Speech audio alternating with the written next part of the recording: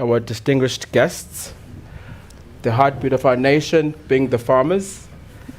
I welcome you all to the NAMPO 2026 PGP Strategic Dialogue. We are here today under one singular theme, and that is how to transition our farmers from potential to profit. We're not here to discuss problems as we know them. However, to dismantle the barriers preventing our farmers from upscaling. The objective here today, Mr. Honorable Minister, is hopefully that we leave here with concrete, actionable commitments that we can measure and review yearly. Ladies and gentlemen, allow me to introduce myself. I am Tobani Ndonga. I'm a board member of Grain SA, as well as vice chair for PGP. Allow me to introduce our panelists. On my left-hand side, I have the Honorable John Steenhuisen, our Minister to Agriculture. Thank you. I've got Mr. Jeremiah Matebula, our Vice Chair to Grain SA, as well as Chair to PGP. We have Geep Pierre, I hope I pronounced it right. He has given me permission to, he's given me permission to refer to him as GP, so I'll go with that. Thank you so much. We've got our local MEC of Agriculture from the Free State, Ms. Elsabe Rockman. We've got our cooperative partner, Mr. Bonganim Simang from AFASA. We've got Mr. Quinton Naidu. Did I have it right? AGM Tim. Yeah, you have it right. My apologies for that. Yeah, there's been a change. I apologize for that. Mr. Mtembu, AJ Mtembu, I've got it. We have Mr. Quinton Naidu. I apologize for the disturbance before your announcement, but nonetheless, we've got Mr. Quinton Naidu, who is Head of Socio-Economic Development for Kagiso Trust. And I think this is all that we have. Before we get to the topic of a discussion, I'd just like to cover some of the topics that we're going to be talking about today. We've got 5 topics of discussion. We have access to finance, as well as learned tenure. We've got capacity building, training, innovation, and market integration. And lastly, we're going to have a chat on policy, paying specific reference to Article 36, Honorable Minister. Before we proceed, I'd like to create a setting for this dialogue. I'd like to begin by inviting our chair, Jeremiah, to briefly explain to us our growth philosophy. I refer to the PGP philosophy in transitioning our farmers from whether it be subsistence all the way to new era. Over to you, Chair. Thank you very much for the opportunity, Mr. Chairperson. Greetings to our Honorable Minister John Steenhuisen and our MECs that is here, and to our audience. Good afternoon. As you have just said, I must just give an overview of what PGP is all about. What are we trying to achieve? Within PGP structures, as a farmer development wing of Grain South Africa, we are trying to ensure that we've got a program that works, that will take our farmers to the next level, which will be taking a smallholder farmer and make him a fully fledged commercial farmer. How do we do that? I'll just give you a very brief pillars, categories that we have within PGP. We got subsistence farmer, which plant 0 to 10 hectares. We've got a smallholder farmer that produces 0 to 50 hectares. We've got a potential new era farmer that gives 250 tons. And we've got a new era commercial farmers that are giving 250 tons and above. The sky is the limit. What are we trying to do with these 4 pillars? We've got the these farmers that graduate within the category where they are.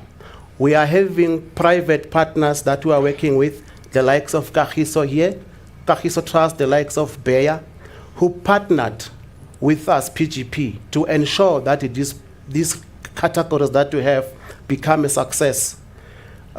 Those 4 categories, what is happening on the subsistence farmer, the one that plants 0 to 10 hectares, we match that person with the funding that matches that capacity. Then we move to the person who's a smallholder farmer. We match that person with the funder that matches the 0 to 50 hectares. Potential new era, we match that farmer with the funder, so on and so on. So on those categories, now what we want to achieve, we want to ensure that we take a smallholder farmer and we make that person a fully fledged commercial farmer. So we decided to say across the country, across all our provinces, because PGP got a footprint in all the provinces. So we're taking 5 in each province, and it's going to be our pilot to ensure that these things that we're talking about are achievable. We want to put those 5 farmers into a system that we, as we are collaborating with our partners, those 4 categories that I've just mentioned, we ensure that in a 5-year plan, we make sure that those people that we put 5 per province, they become a fully fledged commercial farmers. It's going to happen because we got professional economists, we got mentors, we got coordinators across the country that grab the hands of all our pillars that I've just mentioned to ensure that this thing becomes a success. I know we are having our Honorable Minister here and our MECs and our audience and our farmers that are here in different categories that I've just mentioned. We are also inviting government on their programs to come and ensure that we make this thing a success. We are also working with AFASA, AJ Mthembu as a president. We collaborated. He's bringing his farmers to us. We just plug in. We don't want to design a new thing. If system is working, just plug in. So that is why we collaborated with AFASA, and we want to ensure that in the next 5 years, we are having fully fledged commercial farmers. And in collaboration with the department, as we got an MOU with the various departments and our MECs also from the Free State and other MECs across the country, we have met, we have discussed the program. That's what we want to achieve. I think as the chairperson has just mentioned, we're going to discuss those issues in detail just now, but we need to plug in, let's put those resources together and ensure that we deliver those farmers, those fully fresh commercial farmers in the next 5 years. Thank you, Chair, for that response. You made mention to stakeholders. I'd like to maybe say recognize Bayer for being a very long-standing partner, assisting PGP farmers with their efforts. Pierre, I've tried that. Yes, very well. Yeah. Can you please explain to us what your value proposition has been or is for our farmers? Right, yes. I think at Bayer we live by a slogan that says... As ek nou sê podcast, wat moet ek hier nou op? Jy sien as ek nou sê podcast, dan besef jy is nie noodwendig dat dit visueel is nie, nê. So maar dit is jy kan nie wegbêre nie. Nee, dat is ook mijn trots. Hier was het jij. Nee, die een wat jy ophou. Ik ga daar niet inschrijven, ik sta voor je.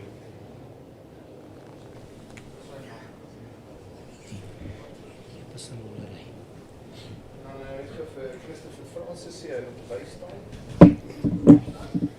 As my So kindie 15 meter gaan ons regstreeks, dan wys hulle vir my so van daai kant af 5 minute, 3 minute. as my kindie hier lê plaai. Jy's reg 15 minute nie.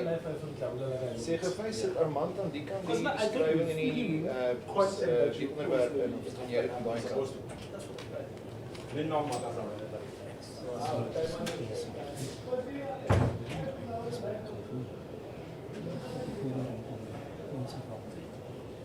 van die nie partij. Sê toen, ek sê dit nooit seer. Met hom op die moment was om my na seksie in te vat. Hulle verskil met my. Maar ek gepraat het maar. Die Vrystaat Landbou ouens sê ook, as jy aanvanklik, het hulle alles gedoen. Okay. Okay, dit is nou vir die eerste keer, hè? Ja. En dan vir hierdie het ek nou net vir jou Vast net nie raad van enige. Dankie Christopher. That's fine. Yes. Yes, ek sê. Ja. Hallo. Die presidentsie skryf. Well, okay. Kan jy hom dan delete? Is dit die toets? Ons moet nie ons hier na kan koos op Afrika se toekoms. Okay, cool. Hy sê Thanks man. En ek het nou vir jy het nou die staf vir die volgende ene, nê. En ek kan vir jou per WhatsApp gestuur. Yes, jy kan dit sommer net so daai hele ding net so copy and paste in die Facebook beskrywing ook. Dankie Christopher. Hoorie en Salos reg, hy kry jou 9uur Vrydagoggend. Ek stuur nou nie vir hulle Outlook uitnodiging of iets nie. Is dit reg met jou? Alright, thanks man. Waardeer dit. Okay, bye.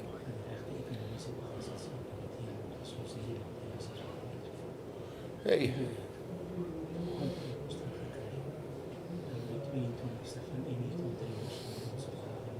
Fantasties, dis wat. Ja. Kyk hier die hotspots, die wil land. Hier, Dit gaan nog aan. Oh. is dit nou hotspotfone wat nou Dis nou al die wifi verbindings wat hier is. sure. hier. Hier en raai ons moet Hoorie, koppel. James, ek is beïndruk dat julle hierdie toegang gekry het, hoor. Veral hier in hierdie gebou. Ek kan dit nie glo nie. Ja, hierdie is nou nie net ons nie. Ek doen 'n paar. Ek doen 5, maar ek bedoel hier's ander ouens wat ook van hierdie ateljee gebruik maak. Julle doen hoeveel podcasts 'n dag doen julle hierso? Ja, ek is nie seker nie. Dit is maar so tussen 4 Ja. of meer. Ja, so dis nogal ja. So ons dankbaar Ronald het deur Brand Republic het vir ons moontlik gemaak om hier Dis uitstekend. te kan inkom. Dis wonderlik. Stap 1. Ja, Sja, Hey, ja. sja. Ronald.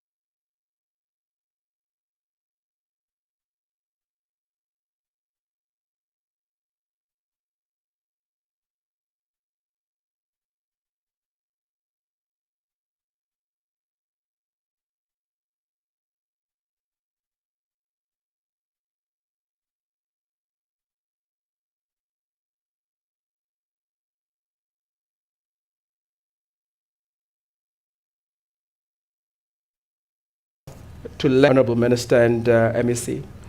What is a practical path to leverage state land leases into bankable assets so as to unlock the private sector funding? Well, it's not such a controversial question to ask you because I'm on the record on this I'm already. happy to hear that. I'm on the record already as saying that leases are not bankable, or certainly the leases currently conceived are not bankable. A 30-year lease is not a bankable asset. And it's an issue I've raised in the Cabinet Lekgotla and with my colleague, Minister Nyonso. We need to transfer those leases into land ownership. There's no use the state being a land lessee, a lessor, when there are farmers on those properties that have been farming for 10, 15 years and doing it successfully. So where you have farmers that are on state leased land that are farming successfully, we should be giving those title deeds over to those farmers. They've earned their stripes. What that then does is give them an asset that they can approach a financial institution with. And it also gives them a reason to invest more in those properties because they will be owned by them, but also they will then be able to leave a legacy for their children and their successors in title that they would have built up. One of the most devastating effects of apartheid was robbing particularly black South Africans of an asset base and a property class through the Group Areas Act and various other interventions. And I think what there needs to be is an active redress of that. And the quickest and shortest distance between 2 points is for the state to give those leases. We've bought the land, it's been paid for, let's give it over now to them. I also want to say I don't necessarily think that either of President Mthembu or the Kagiso Trust are wrong. I don't think it's an either or, I think it's an and.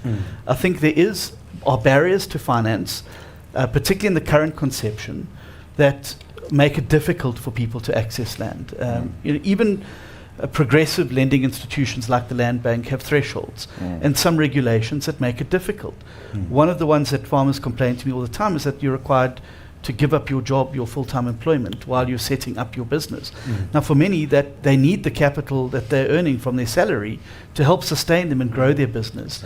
And essentially, you're cutting them off at the legs with that.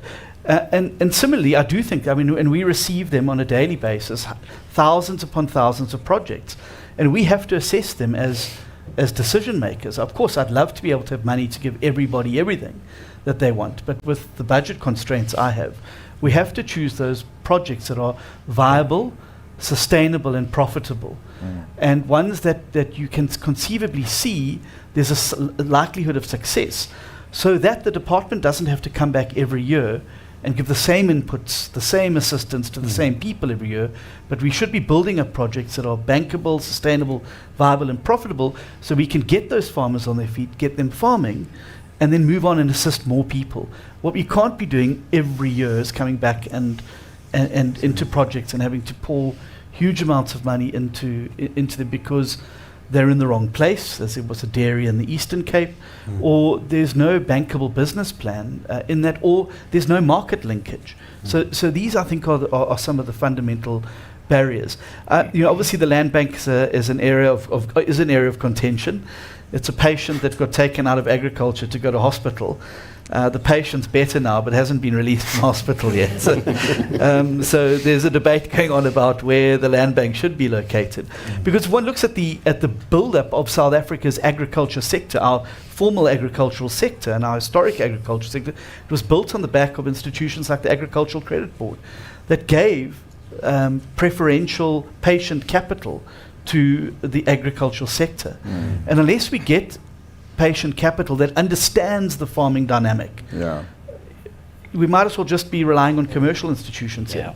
If you have the same barriers and the same criteria as you do with a commercial bank, as you have with what should be a progressive lending institution, I don't think we're bridging that gap that's required in South Africa. And so I do think we do need to spend some time as government reconceiving what is the purpose of the Land Bank and how do we make it more fit for purpose to be able to address this current crisis that we have. There's no shortage of money, as you've said. There's no shortage of banks, as you've said. What I think we're lacking is the patient capital. Because it's not like going and applying for financing for a spaza shop, where from day one you've got stock, you're selling it, you're getting an income. Agriculture has high input costs, high entry costs, and it then requires a period of time before that operation is going to start reaping a profit. And I don't think that patience currently exists in the commercial environment, and I think that's where progressive lending institutions like the Land Bank should be stepping in and playing that role. Obviously managing risk, but understanding that there are some risks that are worth taking, particularly when it comes to agriculture. Minister, you're talking the right language. This is not a but, right? So I would like to put some time frames in what you say. I know it might not be within your ambit, the discussion of title deeds, but we've had similar discussions before. You agree that title deeds are necessary, but where are these title deeds? Can we get to a timeline? Can I get a commitment from you that you perhaps going to have a sit-down with Minister Nyonzo and put some timelines to this? Can we agree on that? Well, can the it's farmers difficult. out here, Yeah, absolutely, but it's difficult. Minister, can the farmers out here take you to account? Can you go on record and tell the farmers, the Grain SA farmers, that you are going to be accountable? You are going to put a time frame into these title deeds. But you see, that's a dangerous thing to do. But we're not because going anywhere. that's a dangerous Yeah, thing but to do we don't- because yeah. you're asking me to do something that to commit Yeah. to something that I don't have Yeah, I the see. leverage over. But Yeah. what I can commit to doing is to continue to work with Minister Nyonso, and he is handing out title deeds. There are title deeds being handed out. He has got a program where he's going around the country. Obviously, it needs to be sped up. There obviously are practical delays through things like the deeds office and the like that do drag these processes. But what I can give the commitment to every farmer in this room is that they will have no louder voice around the cabinet table, in the cabinet legotes, with the president and with Minister Nyonso, to be able to do just precisely this. We've also had the advent now of the appointment of the Agriculture and Land Envoy, Wandile Sihlobo. I think we're all familiar with his viewpoint on this as country of two agricultures. And he's been a huge asset now, I think, to us to strengthen our arm about what needs to be done. I don't understand what the reluctance would be for government to hand over this land. I think that being a landlord is a difficult job. And I think that we do need to look at those projects where people have made a success of it. Now, obviously, there's people who have received land that are not farmers. They don't have the experience. And we're essentially wasting land there that we could be giving to an agricultural college graduate or the like who could make a success of it. So I'm not saying there needs to be a blanket approach that everyone who's received land, but I certainly think we can identify those who've been leasing land and have made a successful go of it. The industry bodies know who these people are because they've often been involved in their success. I think they're easy to pinpoint, and that for me is the low-hanging fruit where we start. Yeah. So the time frame is it's continuously ongoing. It's something I raise at every single meeting. It's something I've raised with the Black Business Forum and getting them to come on board and help us pressure government. But I think we are starting to see it starting to bear fruit. Title deeds are being handed over, but it needs to be done at a much faster pace. Yeah. Chair here is going to perhaps maybe put your colleague and maybe like demand a bit of time frames. I want to go back to time frames because they're important to us as farmers, right? So I just want to mention that our chair there is going to be sending forward names of farmers Good. that I'm grateful to receive. yes, it. that should be receiving those title deeds, and hopefully it's not going to take. Well, you may know that in my in a previous life, I fought very hard in the courts for Mr. David Rakhatse to be able to be given the land that he was due. He was also promised repeatedly. So I think that Rakhatse case has been a groundbreaking case and makes the point very clearly that this is it. So you send us the list, I'll be happy to go into bat for them. That's a win for me.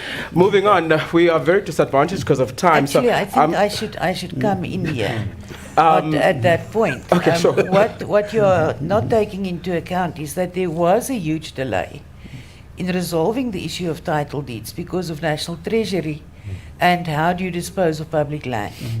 And it took a significant period of time to resolve that. But the process, it seems, is back on track. We had in February a session with the minister in Bethlehem where title deeds were handed over. That was the first part of it. Then there was a backup list of probably 50, 60 names that's in queue, but like the minister indicates, there's this problem, that problem, deeds office, technicalities. But the process seems the major hurdle of the disposal of public land has been resolved. There's one question you are not asking, and that's a discussion I would want the minister to rather have, and that is with the Minister of Kokta. And that is, why is our commonages in the state that they are in? Our farmers are stuck in commonages. They can't move out because of the land acquisition processes. What is the link between our commonages and land acquisition? We have multiple cases where land is advertised, people get called in to be interviewed, and then after a significant period of time, the land is re-advertised. The same problem that you are mentioning. You are not given reasons, like the Land Bank would not say, no, you are not successful because of this, that, and the other. You are presuming that our farmers have land. That is a wrong presumption, or an incomplete presumption at the very least. We need to correct the access to land for the farmers without access. We need to link the commonage farmers who have, some of them have been there for 15, 20 years, unable to graduate onto their own farm, meaning they are blocking the youth from getting onto commonages. So it's a spiral and a constant contestation for space on commonages. Our commonages biosecurity practices are just impossible. You have anything from a cow to a chicken to a goat to a rabbit. And everyone needs to make a living, and a dog and a cat and a donkey as well. So it's a more fundamental question that we need to begin to address. And then I was here last year with the PGP award ceremony, and one of your young farmers, Jabu Machanini from Bethlehem. I went back, he won the New Era Potential Farmer, what. I asked, guys, who's this farmer? No, we've never heard from him. Never heard of him. We never funded him before. If it was not for the PGP program, we would not have been able to pick him up. But we've picked him up now and brought him into the system. So there's too many developmental programs, but we are not necessarily talking to each other. Yeah. And I think that is something that has to improve. Thank you so much. As I said, time is against us, and what I get from the feedback that I'm having is that you are pro title deeds, and this is what I needed to hear. So thank you. I'm pretty sure farmers are all too happy to hear about that. So moving to the next discussion. Unfortunately, we're going to have to speed things up because of time. Next discussion is capacity building. I'm going to go straight forward and ask Mr. Mthembu what he thinks is the single biggest gap in business management. What I mean by that is I'm referring to financial literacy. I'm referring to capacity building for our farmers, training, etc. What do you think is the single biggest gap in that scenario? Maybe let me start by congratulating PGP for the program that they are doing. Because that's one program that I realized that it was coming up with results. And as a result, that's why as a FASA we decided to collaborate with that. Because we've got a lot of training institution and training people, but you can't see the results because the training is disintegrated. Even those who are training, their interest is not to impart the knowledge, but to get the resources for training purposes. And that is why after people have been trained, still you don't see the difference. Because education is manifested through behavioral change. When somebody has been educated, you can only see it through the change of behavior. So if the behavior remained the same, it means your training was not impactful. True. So I think what will be important is it's a collaboration. I think for the longest of time we've been working in silos, each one pushing from a different angle. So I think the first call for this is to make sure that the private sector, I think for the longest of time we've been trying to prove each other's case, that I'm better off without you, or you're better off without me, or I'm doing you a favor if I'm doing this. But we are within the one country. And I think it will be important that the takeaway from here is that meaningful collaboration. so that we make sure that the limited resources are utilized to have a greater impact. The training is indeed required, but what we've picked up, especially when there's a change of a farmer, for instance, from a white farmer to the black farmer, it's like there was an intended effort to make sure that that farmer fails. Because the information that will be given is not the same one that was making this farmer to succeed. And you wonder what happened. And I think it's about time, you said it when you started here, it's not the purpose and the point to keep on pointing at each other. The time has called for us now to collaborate with one another so that we make sure that the skills, the expertise, the passion is fused together so that at the end of the day you are able to go where we need to go. And that is why I'm saying again, the program that PGP is putting on board, it's meaningful, it's tangible, and it's something that is progressive. And that is why as a FASA we thought collaborating with that is going to make an impact to our farmers. Chair, you've spoken about 5 farmers. I told you, don't go on your own to get those farmers.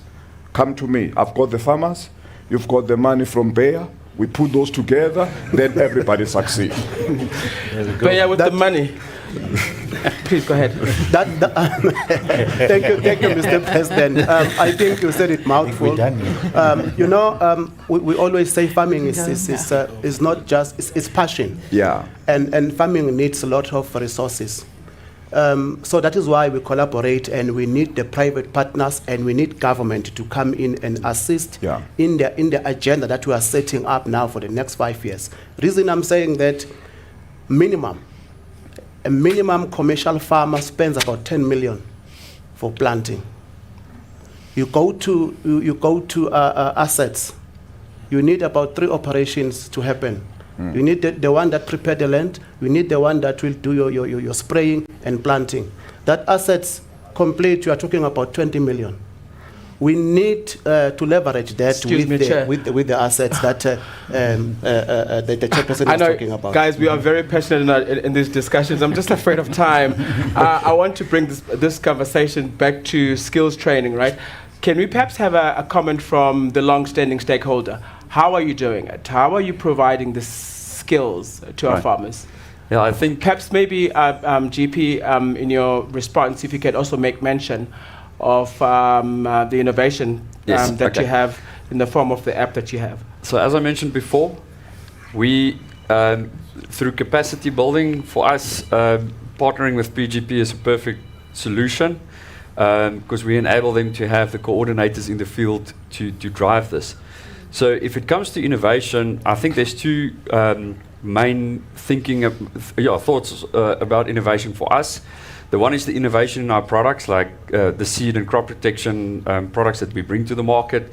For us, we make sure that the best technologies in terms of seed genetics, in terms of biotechnology, that we make available to commercial farmers, we also make available in smaller packs that are specific to the small scale and subsistence market, for instance. On top of that, when it comes to digital technology, we can talk about our FieldView platform. That's something that's designed for commercial farmers, but we've given access to the PGP coordinators, and they're busy mapping all the farmers that are related to an office. And that means that every 4 days or so they get interpreted satellite imagery that help to monitor what's going on those farms.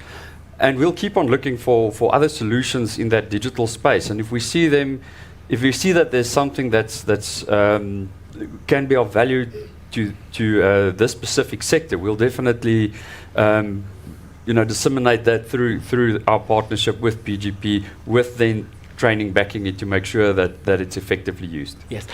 Briefly, is this adding to the profit margins for farmers? A short answer. I would say yes, because it gives you the insights, it gives you pre-warning if something goes wrong. It helps to focus your efforts on the land to make sure that you optimize your yields. Thank you for that response. I want to move to the next topic. Once again, I'm so bothered by time. This is a question for you, MEC. We have the farmers, and some of them are pretty good. However, there's a challenge of roads, bad roads, there's a challenge of storage in the form of silos. So a farmer can be productive, however, his produce is just going to remain at the farm gate. What plans do you have in your province to ensure that farmers are assisted with regards to storage facilities and better roads? We also see this in the high cost of our maize. We're currently sitting with an oversurplus and a slightly higher price. And as a result of that, I mean, the roads do add to that, so as lack of storage. So any plans in your province? Although we have the rural development mandate as part of our portfolio, we are reliant on other sister departments, whether it's the Provincial Department of Roads Transport, in some instances SANRAL, to implement road maintenance or to construct new roads. Of course, there is funding challenges all over, but more and more we are lobbying louder to say we need to protect our agricultural economic roots. We cannot have the situation where, for example, say for example Beefmaster or Westgrow, which is on the border of Christiana and Herzogswil. They cannot buy from Herzogswil because they can't reach Herzogswil. Now, just the little extra distance they must travel to get onto proper roads, they can quantify to the cent what it costs them. And we are taking that information and feeding directly into the planning of Roads and Transport Department, for example, to say, let us prioritize the economic rural roads which we need to directly benefit our agricultural sector. There just isn't enough money to go around to do everything simultaneously. Yeah, sure. The silos, another factor. Should we not be looking at a better way that our farmers has access to silos? Because whether the funding is there to run a fully new program to build new silos is a different discussion. So we have to find different ways of optimizing what we have, making better impact. And then of course many commodity organizations have programs where they will match, because our farmers is the lifeline of road maintenance almost. If it was not for our farmers, our rural roads would be in a much worse condition. And many of the organizations have a rand-to-rand matching basis, where if a farmer spends 500 rand, they will match with 500 rand. We need to look at how do we optimize and maximize those kind of programs. We also must learn examples from other provinces. I had a discussion with the KZN MEC for Agriculture. They, for example, have full yellow fleet as a department, which we don't have. It's something that needs us to see, do we invest, for example, in our own yellow fleet to begin to make a difference. If there's no road to a farm or an access road problem, they simply go in and do it. Yeah. Sorry, if I may just add there, I really appreciate your response. I have a feeling that farmers are much more desperate. It's a matter of survival or not at this stage. So I do hear the challenges that you're presenting to us. However, it doesn't provide an answer to a farmer who's most probably not going to be able to send his produce to the market for the next 3 years. So we would like to perhaps maybe next time we meet ask a question and ask what are you doing? What have you done in the past 12 months? So we're really looking at solutions. Yes, we appreciate the problems are there. However, that doesn't do well for the farmer. Right, so I would like us to maybe talk possible solutions. This is what the farmers are looking for. Can I come in with? Sure. So one of the things that was birthed, you may recall, of the last year's NAMPO was a joint partnership with Free State Roads and Transport, Agri SA, and the Department of Public Works. And Minister McPherson was here recently in the province to launch the first phase, which is the identification of those roads in the Free State where there's the greatest reliance on the agricultural community, and to look how Public Works could come to the party to assist in terms of helping to manage A, the contracts, and B, the construction of those roads. And that was something that was birthed quite clearly out of this NAMPO last year. Now, Minister McPherson will be here later in the week, and I'm sure he'll be able to take you through the progress. But I know that they did have a launch program here in the Free State a few weeks back, a month ago, where Agri-SA, Public Works and the Free State Roads Department were present. So I think we're starting to see movement. The big constraint, I think, that MEC Rockman is, and it's a frustration I have as well, is that we have all of these things that impact on our departments, which the levers don't lie with us, and we have to go out and be lobbyists within. To Minister Gondongwana and to your Treasury, MEC, to start prioritising something. The ports are a big example. I mean, there's one thing us producing. Can we get to the markets that we need to for the value add? With the current port constraints, rural safety, all of these things impact on our two departments, but we have to go and be advocates for these things within our provincial cabinets and at a national cabinet level. It would be wonderful if we were given the levers of power and all of those things. I think MEC Rockman and I would have this country rocking and rolling when it came to agriculture. But we've got to work with the tools we have and in the constraints we have. But I can tell you, you've got no two big advocates for the agriculture sector around those tables where it matters. Yeah, we really appreciate to hear that, Honourable Minister. There always seems to be a gap. I don't mean this in a bad way. It's either this one is not there and that one is there, and whoever's not here, sort of like, that's an scapegoat sort of way. Well, we're here, and that's all that matters. Yeah, but at the same time, so-and-so is not here, so therefore we can't really answer. But yes, we appreciate that at least you are supporting us on that. So I'm going to move very quickly. It's amazing, an hour is already gone. I want to get to perhaps maybe the last discussion on policy, specifically on Article 36. Act 36. Act 36, sorry about that. Yes, I'm going to just shoot straight. Mr. Mthembu and also yourself, Jeremiah. What challenges are you seeing from a farmer perspective in implementing Act 36? Yes. Thanks so much. I think what is important for us, I'm going to just go straight to the point. The issue of remedies, the chemicals that we use. Some of the chemicals have been taken out of the list, and those chemicals we normally use, they are less expensive, and the ones that are left on the list, they are very expensive. As you can see now, the input cost, they are killing the farmers. The margin is very thin. So I think the farmers need to get an alternative to this, if it can be looked at, because it's a problem. The other thing is that we are ensuring that the storage capacity, the storage of those chemicals and the clothing is an issue that also need to be looked at, because some of the people, they need to be exposed and need some training in terms of how to handle chemicals. But the issue is those chemicals on the list that are taken off, we are left with very expensive remedies that we can use and apply for our planting of any crops. Yeah, thank you for that, Chair. So compliance seems to be, if I can call it, a tax burden, an additional cost to the farmer who's really in need, more so at the back of these higher input costs. So the next question then, unfortunately, Minister, you're just having a lot of questions, right? It's fine. Yeah, so the next obvious question then would be, do you have any programs, perhaps, that could assist, especially your smallholder farmers, in acquiring PPEs and the likes?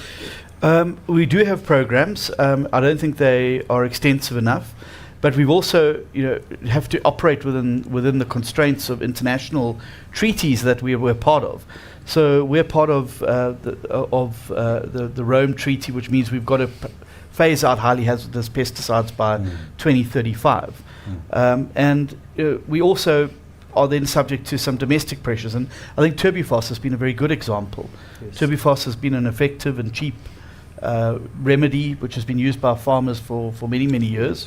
When we had these outbreaks of foodborne illnesses, etc., in Soweto, there was obviously a very emotional reaction, and a very strong move spearheaded by the health department to ban Turbifos, which we, after a cabinet decision, had to agree to. I tried to fight very hard for a phasing out period, but I didn't get my way in cabinet.